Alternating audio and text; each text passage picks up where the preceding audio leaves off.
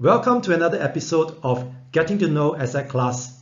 So in today's video, I'm going to talk about perhaps one of the most complex asset class out there, and that is volatility. All right, but not to worry, I'll try to keep everything as simple as possible so that by the end of this video, right, you should have a better understanding and appreciation of this asset class. So these are the topics I'm going to cover. First, I'll talk about what is volatility, what are the two different types of volatility, and what are the differences between them. Okay, and then I'll talk about the benefits of trading volatility in a portfolio, and I'll also touch on what are the risks of trading volatility, okay, so that you know what are the pitfalls, right?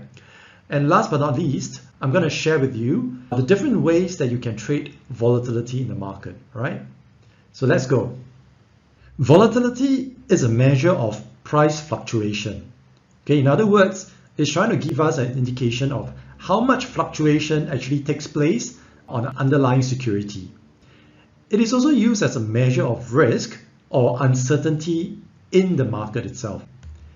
It can also be used as a measure of performance, how much return was achieved by taking on a certain amount of risk.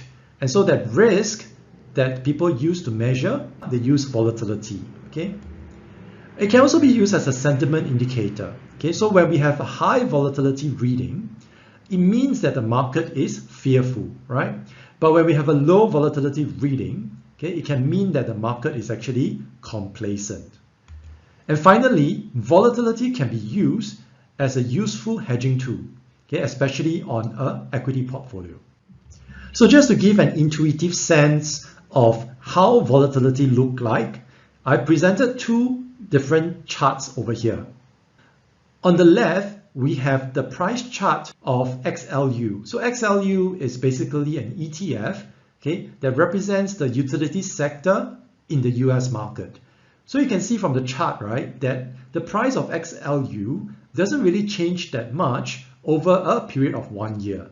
So in fact, the range is from something like 44, right, to 54. So this is an example of how a low volatility instrument looks like.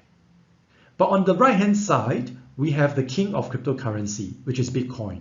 Okay, so Bitcoin is very different from XLU. Just look at the price. It can actually change quite a fair bit over a short period of 1 year. Okay, it ranges from something like 3,000 to as high as 9,000.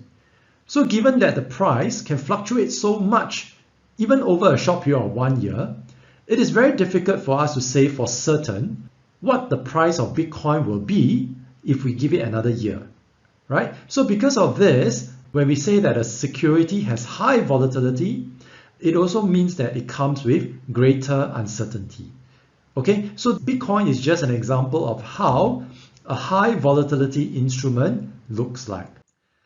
So there are actually two different types of volatility. The first one is what we call implied, and the second one is realized volatility. It is very important to know the difference between these two. Okay, so let's go into it right now.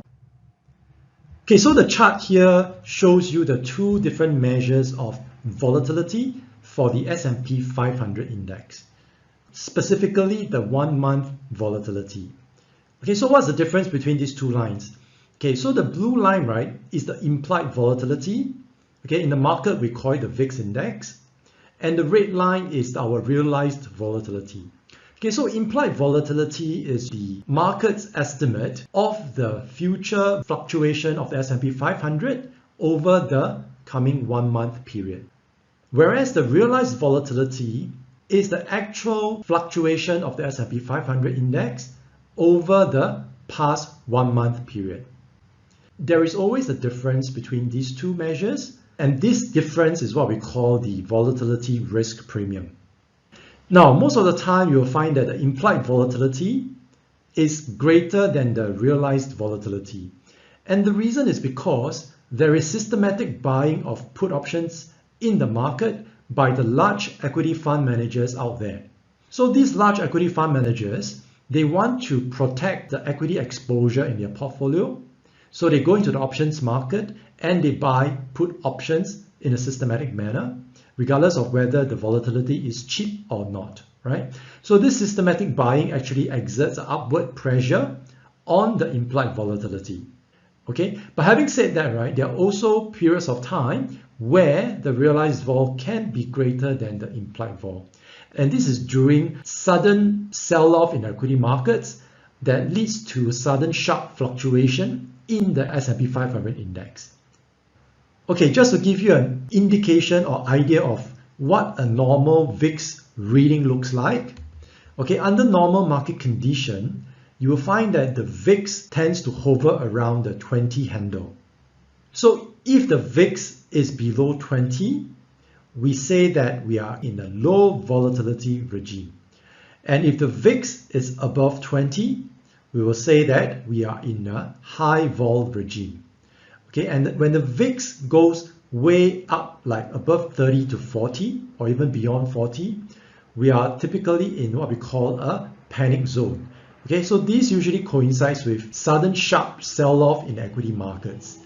Okay, so it's actually a good indication for us because usually when VIX spikes, okay, we don't know how high it's going to spike. It can spike very, very high, okay, but typically it's very short-lived, and after that, the VIX will subside and the equity markets will recover. Okay, don't worry too much about the formula that you see here. I just wanted to show you this formula because this is the formula that we use to back out the implied volatility. Okay, implied volatility is something that you cannot observe, right? You can only observe option prices, and option prices are determined by the demand and supply in the options market.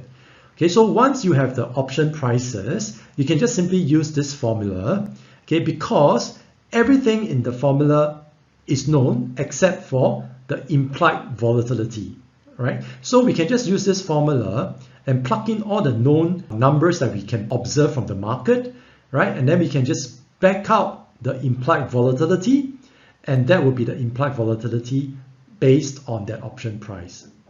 In the market, because we already have the VIX index, right? So VIX index will tell us immediately what is the implied volatility of the S&P 500 index. So we do not actually have to utilize this formula at all.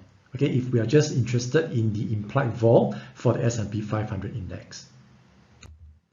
Okay, so now I'm going to tell you how the realized volatility is actually calculated. So realized vol, because it's an observation, right? We can actually calculate it, right? So what we have here is the daily return of the S&P 500 over 21 days.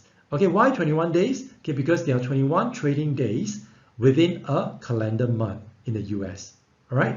So once we have all the daily returns, we can then measure, right, the distance between that daily return against the average daily return over that 21 days, okay, which is indicated by the red line. Okay, so the difference, right, we can mark it as X. So if we have that X for all the different days, okay, we can then utilize this formula to calculate the realized volatility. Okay, you don't have to bother about this formula, right? Because in Excel, right, there's actually a function for us to calculate it. Okay, just have to know conceptually, right, what realized volatility is and how it is derived. Okay, so now I'm going to talk about the benefits of trading volatility. So basically, volatility is a very good asset class that you can use to hedge against stock market risk. Okay, and you can see over here, right, the chart is very clear. So there is an inverse correlation, okay, between the S&P 500 index and VIX. Now, over here, I use the VIXI, which is actually an ETF that gives you exposure to long volatility, right? So you can see over here that when there is a sell-off in the S&P 500 index, the VIXI, right, actually tends to go up. And because of this inverse correlation, we can say that VIXI is a very useful instrument to help us hedge against stock market risk. Over at AllQuant, right, we also have our own volatility strategy. So this is just a performance of the model that we have going back to 2011. Okay, so the blue line is the volatility strategy that we have. The dashed red line is actually the S&P 500 index. So you can see that during the COVID period, okay, there was a sudden sell-off in the S&P 500 at the peak of the COVID crisis. the volatility strategy actually made significant profits that actually helped to offset against the S&P 500 loss. Likewise, right, during the current inflation period, the volatility strategy also kicked in and it helped us to hedge against some of the losses in the equity markets. Having said that, right, there are also risks in trading volatility. Volatility itself, right, is a very volatile asset, okay, as the name implies, right? Now, volatility doesn't carry any interest. When you trade volatility, right, you're not trading it for either the interest or the coupons, right? There's no such thing. So there is no yield to it. And not just that, right, it comes with some carry cost because volatility itself tends to decay over time. Okay, just like, for example, think of buying options. When you buy options, right, it actually decays over time. Okay, so it's the same concept over here. Volatility is time sensitive. Okay, it is very important for you to follow volatility very closely if you're trading it because it can come with sudden sharp movement, right? And this leads on to the next point, and that is volatility can experience extreme price moves. Okay, so it can hit you when you least expect it, right? Trading volatility is a bit like choosing your poison, right? So if you're long volatility, you tend to experience slow bleed. As long as you hold on to a long volatility position, you should expect that the position will slowly be losing money because of this thing called decay. Now, on the flip side, if you're short volatility, you can experience this thing called sudden death. All right, so this is an illustration of an underlying ETF that essentially shorts volatility. Okay, there was a particular episode in 2018 where there was a sudden spike up in volatility, more than 100%. Okay, and because of that, this ETF actually lost most of the money overnight. Okay, so this is something that you need to be aware of if you want to trade volatility. Now, how do you trade volatility? So one of the first ways is that you can actually open up a margin account and you can trade VIX futures. But if you want to trade VIX futures, right, you have to be aware that one VIX futures contract is actually quite sizable. Okay, so if you want to trade it, you need a certain amount of capital before you can do so. Recently, they have actually introduced this thing called the mini VIX index. Okay, but the mini VIX index futures, right, is perhaps not as liquid as the main index futures. Okay, so you have to look carefully at the liquidity to make sure that it suits your purpose. On top of that, make sure that you are aware of the contract terms, and as usual, the same thing about trading futures apply over here. Okay, the other option is to actually buy volatility ETFs. Okay, you can refer to the link below. It will give you a listing of all the volatility ETFs that's available. So you can trade these volatility ETFs just like how you would trade a stock. Now, I would just want to say that you have to be careful of leverage ETFs, okay? Because volatility itself is already volatile. If you trade leverage volatility ETFs, you're essentially putting leverage on top of leverage. Okay, so just be careful of leverage ETFs. Okay, I hope you have gained some useful insights about this interesting asset class. All right, I just want to share that we also conduct courses on investing. And one of the topics that we cover is actually the volatility trading strategy that I've shown you earlier. So if you're interested, just hop onto our website and you can find out more. All right, if you have liked what you've seen so far, do hit the like button. Okay, you will go a long way to help us grow our channel. And also, if you want to, you can subscribe to our channel. All right, thank you for watching, and I'll see you in the subsequent videos.